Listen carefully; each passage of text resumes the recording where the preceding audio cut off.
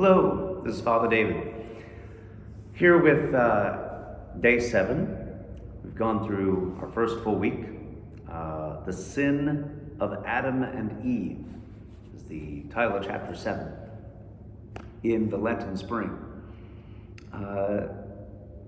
So there is quite a lot in this chapter that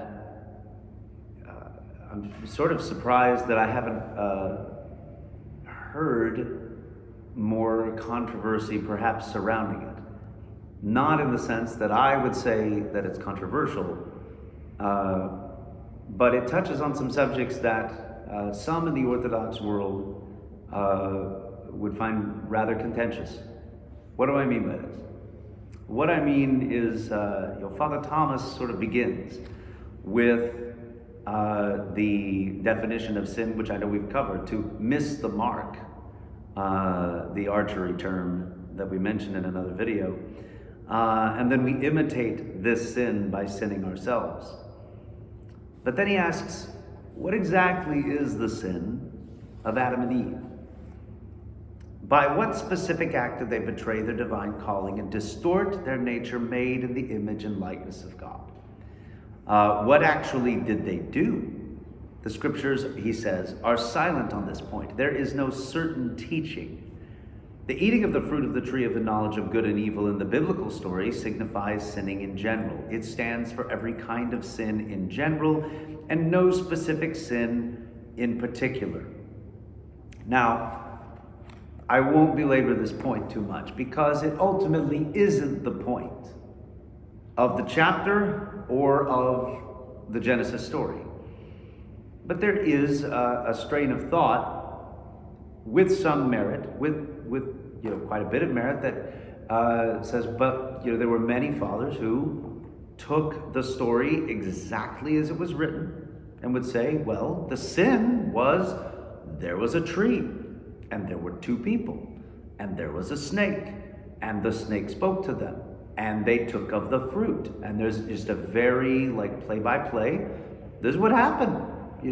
Two historical figures did exactly what the text said, and that is what happened. Now, it should be said that there are many fathers of the church who speak of this exactly like that. St. Luke, in his genealogy, mentions Adam as the first man, okay? And Adam, which really just means man. The name is just man. Talks about him like a real man. Christ mentions this in a way, that Adam and Eve, that a man will leave his father and mother and be joined to his wife. And in these ways, can we speak of Adam and Eve as real people? Yes. Can we talk about, creation? Of course, we have Father Seraphim Rose, Genesis, Creation, and Early Man. Very much a book that is sort of put forward by proponents maybe of young earth creationism as, sort of the definitive orthodox word on the subject. That of course it has to be historical. It has to be, 6,000 years ago or something like that. We would simply say, and this is mainly for those of you reading this, that as with many, many things, the tradition of the church is more open than only that view. That view has merit, and I don't see why it can be, why it should be a problem for anyone to hold that theological opinion. But it should be held as a theological opinion. St. Basil the Great, for example, provided for the possibility that the earth, that a day of creation, 6 days, God makes everything, that a day could be an eon, a long, unspecified period of time. Okay? And that Adam and Eve could very well be archetypal. And that somewhere along the line you have historical men and women, that can be dated perhaps by archaeology. But we would simply say that if we are fighting over whether or not it was literally historical or not, we're missing the point. Because regardless of whether it was a historical event or an allegory, it's true. And that is a very sort of pre-modern sense of what does something mean when we say it's true, you know. And yet the Adam and Eve story tells us that, and our tradition is broad enough to accommodate both opinions. So, you know, this is something that I thought I would put in there simply to state that if someone is unwilling to allow for another opinion on this subject to go forward, they more than likely are not allowing for the various voices within the tradition that have themselves spoken up about it. And ultimately, it's a distraction from the real question of, okay, that might be how Adam and Eve went, but what does it mean for you? Because we all have participated in the sin of mankind, in Adam and Eve's sin. We did not participate, rather, in their sin, whatever it was, eating the fruit or, you know, however it actually is sin in general. We've all become sons and daughters of our first parents, okay?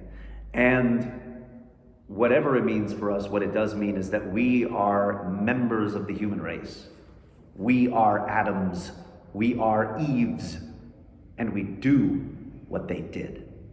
We follow in the reality, in a multiplicity of ways, of disobedience to God, of running away from God. What I would say with the last part of this, with the second sort of half of this talk today, is the point for all of us. And I really wish that we would focus more on this, the words of God within the story of what's commonly referred to as the fall. Adam and Eve are given the commandment, you know, do not eat of the fruit of the tree of the knowledge of good and evil. The serpent comes, tempts them, they see that it is pleasing to the eye, and they take it for themselves. And they eat it. And we've mentioned this without reference to the Creator. And then God comes, and Father Thomas mentions it, and says the question asked by the Lord of Adam in his sin is the question that is asked of everyone at the beginning of Lent and throughout the season. Where are you? It's very interesting. This is the omniscient creator of the world. And I'm fond of telling people that our all-knowing creator is pretty fond of asking questions. You know, he comes into the garden and he asks, Adam, where are you? Well, he knew very well what, bush Adam and Eve were hiding behind, fig leaves over themselves and all this. Another question, is really, when St. Peter walks on the water and he falls and Christ comes to him and says, "Oh, you of little faith, why did you doubt?" Well, he knows. He knows their thoughts. We know that he's privy to the thoughts of other people. He saw him look at the wind and the waves and fall. Of course, he knows. But he's not berating him and saying, "You never should have doubted, Pete." He's asking him, think about it. Why did you doubt? Adam, where are you? He asked these questions. The woman at the well, Fotini, the Samaritan woman, "Go call your husband." It's not a question, technically, but it's a leading statement. He knows very well what she's going to say. "I have no husband." I think you're right. You have no husband. You've had a bunch of them, and this one you're living with isn't even your husband. So he doesn't ask the question for his own benefit, but to get us to think. Where are you? What I would say, what I would hope that we all take away from this story. Here during the first days of Lent here, we're going to be reading the canon of St. Andrew of Crete. By the time you see this, we'll have already finished, and it'll be the Sunday of Orthodoxy, the first Sunday of Lent. But we go through this story of Adam and Eve, and we say, I've done that. I've participated in that. And I now need to ask myself that question, or allow God to ask me that question, to sit really in silence on purpose. I would say maybe get in front of an icon of Christ. Be still. Be quiet. And take a moment, really.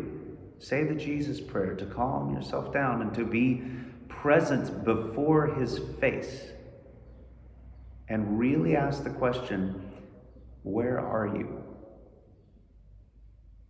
That can be a question that can open up so much. Where are you spiritually with him? Where are you with your loved ones around you? Where are you in your contentment with this life? Where are you in terms of your longing for the beauty of heaven? Do you long after your home? Do you see it as your true home? Or are you complacent with this life as just sort of being, it's okay, kind of got it good, But we're called now to ask that question. Where are you?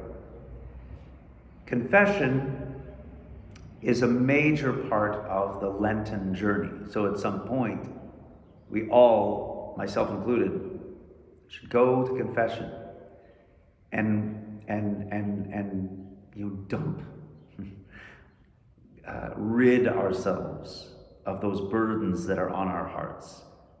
To ask ourselves, where are we? What bush am I hiding behind?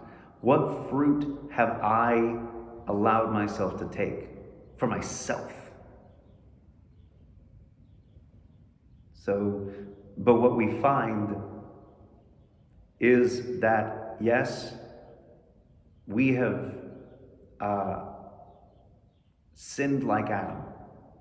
We are being asked the question like Adam was. And we find ourselves in exile. And yet, as was said, and I did not read this yesterday, but from yesterday's chapter, it says, O paradise, garden of delight and beauty, dwelling place made perfect by God, unending gladness and eternal joy, the hope of the prophets and the home of the saints, by the music of your rustling leaves, beseech the Creator of all to open to me the gates which my sins have closed, that I may partake of the tree of life and grace which was given to me in the beginning. This is the hope we have, in spite of how we have sinned like Adam. We've been given this time to long for our home, to recognize what we have lost, but also to gladly accept and move forward towards that which we have been promised, as we learn to repent and to walk with Christ as he wills towards our new home in paradise. So God bless you, and Lord willing, we'll talk to you tomorrow. Bye-bye.